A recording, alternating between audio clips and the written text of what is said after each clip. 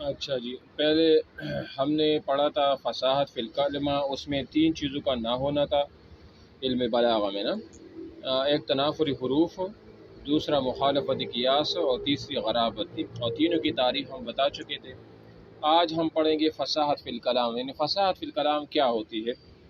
تو آج وہ ذکر کریں کہ کلام میں فصاحت یہ ہے کہ وہ کلمات کے اجتماع سے پیدا ہونے والی تنافر، ضعف تعریف اور تاکید سے کیا ہو، وہ خالی ہو، اور اس کی کلمات بھی فصیح ہو۔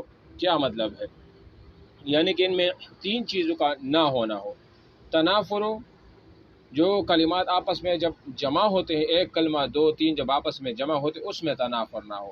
نمبر ایک تو یہ ہے، پہلی والے میں تنافری حروف تھا اور یہاں پر تنافر کلمات ہوں وہ نہ ہوں گے۔ نمبر دو، ضعف تعلیف اور تاکید سے خالی ہوں گے۔ ضعف تعلیف کا مخالفت کیا جیسے ہم نے پہلے پڑھا تھا، اس کا تعلق تھا صرفی قوانین کے لحاظ سے، صرفی قانون، یعنی جہاں علم صرف جس کو ہم علم اشتقاق بھی کہتے ہیں، اور ضعف تعلیف کا مطلب یہ ہے کہ وہ کسی نحوی قاعدے کے خلاف ہو، وہ نہ ہو، ٹھیک ہے، تو اس کو ضعف تعلیف کہا جاتا ہے۔ تو اگر کسی کلام میں ضعف تعلیف نہ ہو، تنافر کلمات نہ ہو اور تاکید نہ ہو تو ہم اس کو فصیح کلام کہیں گے، فصاحت فی الکلام، ٹھیک ہے نا۔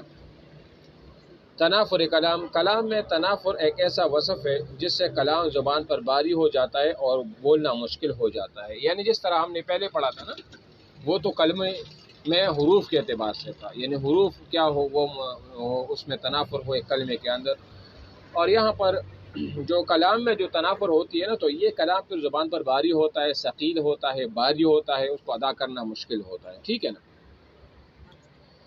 جیسے مثال انہوں نے ایک مثال پیش کی ہے، شعر ہے عربی کا، لکھا ہے کہ فی رفع عرش الشرع مثلک یشرع ولیس قرب قبر حرب قبر، اور دوسرا شعر ہے کریم متا امدحہ والورا معی واذا ما لمتہ وحدی۔ اب یہاں دیکھیں، ان کی پہلے ترجمہ یہ ہے پہلی والی سے کہ شریعت کے تحت کو بلند کرنے میں تیری طرح کا بلند کرتا ہے، تیری طرح کا بلند کرتا ہے، اور حرب کی قبر کے قریب کوئی قبر وہ نہیں ہے۔ یہ اصل میں پہلے ہوا تھا، کوئی جن تھا اور اس نے حرب کو جو ہے نا ان کو قتل کیا تھا جناتوں نے، اور پھر انہوں نے اس طرح ایک شعر پڑھا تھا کہ جو حرب کا قبر ہے وہاں پر کوئی دوسرا قبر نہیں ہے، مطلب ایسی کسی انجان جگہ میں ان کی قبر جو ہے نا وہ بنا دی گئی تھی، ٹھیک ہے۔ بہرحال ہمیں تو ان سے کوئی تعلق لینا دینا نہیں ہے اس شعر کے کہ اس کا پس منظر کیا تھا، لیکن ان کے الفاظ سے یہ جہاں پر یہ جو الفاظ ہیں نا، ولیسا قرب قبر حرب قبر، یہ جو الفاظ ہیں، جو کلمات ہیں اور ان کا جو اجتماع ہے، ان کو جو جمع کیا گیا اس میں تنافر ہے، یعنی یہ زبان پر بالکل آسانی کے ساتھ نہیں بولا جاتا، تو ہم اس کو کیا کہیں گے؟ کلام فصیح نہیں کہیں گے، بلکہ ہم کہیں گے یہاں پر تنافر کلام ہے، تنافر کلمات ہے، لہٰذا یہ فصیح کلام نہیں ہوا، ٹھیک ہے۔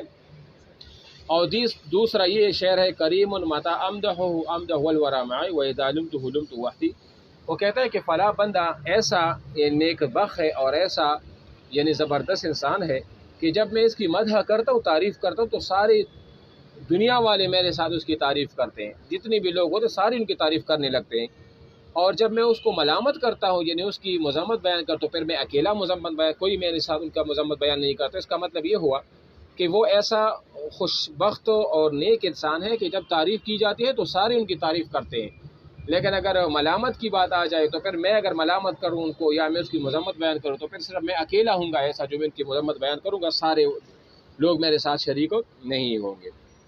اب یہاں دیکھیں، یہاں جو قرب ہے اور قبر ہے اور امدح اور لمت اپنی اپنی جگہ فصیح ہیں، یعنی اگر اس کو ہم الگ الگ لے لیں نا، ہم اس کو جملے میں استعمال کر کے الگ حیثیت سے دیکھیں تو قرب بھی فصیح ہے، قبر بھی فصیح ہے، امدح یہ بھی فصیح ہے، لمت یہ بھی فصیح ہے، لیکن ان کو جب ایک شعر کے اندر، ایک جملے کے اندر جمع کیا گیا اور بعد میں جب ان پر تکلم کیا جانے لگا تو وہ مشکل ہے، وہ کیا ہے؟ وہ مشکل ہے، لیکن ان کے جمع ہونے سے سکل ہو گیا تو یہ کلام میں کیا ہے؟ تنافر ہے، سمجھ آ گیا نا؟ اچھا، ضعف تعریف کیا ہے؟ ضعف تعریف کا مطلب یہ ہے کوئی نحوی کلام عربی کا ایک جملہ ایسا ہو کہ وہ علم نحو کے مطابق نہ ہو، علم نحو کے جو قواعد ہوتے ہیں، قاعدے کلی ہوتے ہیں، ان کے مطابق وہ نہ ہو۔ فار ایگزامپل ہم نے پہلے پڑھا تھا نا کہ جب کوئی ضمیر کا کے لیے ہم ضمیر کو کسی طرف راجع کرتے ہیں نا تو پہلے مرجع کا ہونا ضروری ہے، مرجع کا ہونا ضروری ہے۔ یعنی اگر میں کسی آدمی کی بات کرتا ہوں کہ میں کہتا ہوں شاہد اچھا لڑکا ہے، اور شاہد بہت دیندار لڑکا ہے، شاہد بہت ذہین لڑکا ہے، تو بعد میں ان کی شاہد کا لفظ استعمال نہیں کروں، پھر میں اس طرح استعمال کروں، وہ بندہ ادھر گیا تھا، وہ بندہ بولا ٹھیک تھا، اس بندے سے میری ملاقات ہوئی تھی، تو وہ بندہ اس بندے سے، وہ لڑکا، یہ کس کی طرف راجع ہے؟ شاہد کی طرف، جس کا پہلے ذکر ہوا ہے۔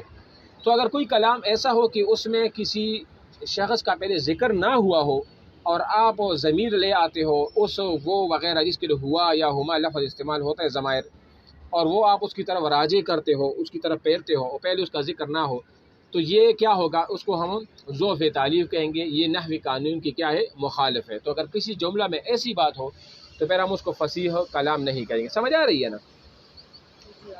اچھا، تو ضعف تعلیف کیا ہے؟ ضعف تعلیف مشہور نحوی قانون کے خلاف جاری ہو تو اسے ضعف تعلیف کہتے ہیں، جیسے لفظاً اور رتبتاً دونوں کے اعتبار سے اضمار قبل ذکر ہو، یعنی لفظاً بھی ہو اور رتبتاً بھی ہو، یعنی نہ تو لفظوں میں پہلے مرجع ذکر ہو اور نہ مرتبے کے لحاظ سے پہلے ذکر ہو، اور آپ اس کی طرف ضمیر راجع کریں، تو یہ کیا ہوگا؟ یہ کلام فصیح نہیں ہوگا۔ جیسے مثلا میں کہتا ہوں کہ جاء زید وهو راکب، جاء زید وهو راکب، اب یہاں تو یہ ٹھیک ہے، جاء زید وهو راکب، اور ہوا کس کی طرف راجع؟ زید کی طرف، اب یہ تو ٹھیک ہے، تو ہوا ضمیر کا مرجع زید ہے، تو قانون یہ ہے کہ مرجع پہلے اور ضمیر بعد میں ہو، جس طرح یہاں ہے، تو یہ تو ٹھیک ہے۔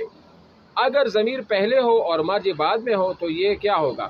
یہ پھر اضمار قبل ذکر ہوگا۔ مثال، پہلے آپ ہوا ذکر کریں اور اس کے بعد زید ذکر کریں، تو یہ تو پہلے ہوا آپ تب ذکر کریں گے جب پہلے اس کا شخص کا نام ذکر ہو، لیکن اگر اس کے الٹ ہو، خلاف ہو، تو پھر ہم اس کی اضمار قبل ذکر کہیں گے اور یہ ناجائز ہے۔ ٹھیک ہے نا؟ اب نیچے آ جائیے، یہیں پر مثالیں ہیں، تاکید پہ آ جائے، تاکید پڑھ لو۔ تاکید کا مطلب کیا ہے؟ مرادی معنی پر کلام کی دلالت خفی پوشیدہ ہو، اور یہ پوشیدگی یا تو لفظی اعتبار سے ہو، جیسے تقدیم یا تاخیر، یا فصل کے سبب ہو تو اسے تاکید لفظی کہتے ہیں۔ مطلب تاکید کا مطلب کیا ہے؟ یعنی جو معنی مراد کلام پر دلالت کرتا ہو کہ اس کلام یا اس جملے کا جو معنی ہے نا، وہ معنی پوشیدہ ہو، وہ معنی کیا ہو؟ پوشیدہ ہو، یعنی مخفی ہو، یعنی مطلب وہ ظاہر نہ ہو۔